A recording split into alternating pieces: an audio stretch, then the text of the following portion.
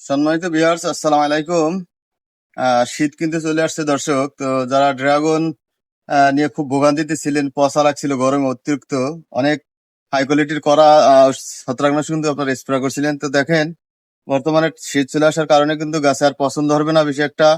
আর যাদের ধরা ছিল ওগুলা পরিষ্কার করে দিয়ে আপনারা নতুন করে একটা ছত্রাক ব্যবহার করলে কিন্তু আর পচা লাগবে না। তা আপনাদের যে টিপসটা দিতে চাই, শীত চলে আসছে মানে আপনাদের গাছ থেকে রোগ ব্যাধি কিন্তু কমে যাবে। সেক্ষেত্রে আপনারা হাই কোয়ালিটির অ্যান্টিবায়োটিক স্প্রে না করাই ভালো, কোনো প্রয়োজন নেই। দেখেন গাছের যে চেহারা বর্তমানে, এগুলা কিন্তু নর্মাল যে কোনো ছত্রাক স্প্রে করলে যেমন বাইরের অ্যান্টাগল নিয়মিত স্প্রে করে গেলে আপনাদের গাছের রোগ ব্যাধি কম হবে।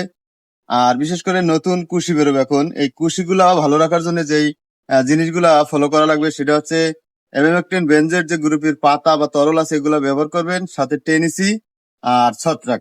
মোটামুটি সপ্তাহ 10 দিন পর পর এটা স্প্রে দেবেন।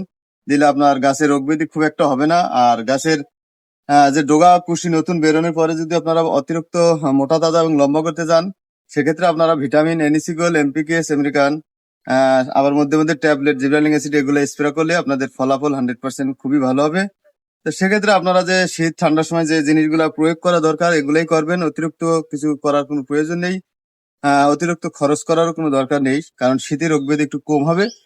গাছ সুস্থ সবল থাকলে আগামী বছর গরমে আপনাদের ভালো ফলাফল আসবে। সেই গরম আসার শুরু থেকে আপনারা আবার ভালো ট্রিটমেন্ট নেবেন। ছত্রাকনাশক ব্যবহার করলে আপনাদের খুবই ভালো রেজাল্ট হবে দর্শক। তা আমার এই চ্যানেলটা আপনারা ফলো করে রাখলে নিয়মিত সব ধরনের ভিডিও কিন্তু ড্রাগন বিষয়ে পেয়ে যাবেন। দর্শক, ধন্যবাদ ভিডিওটা দেখার জন্য।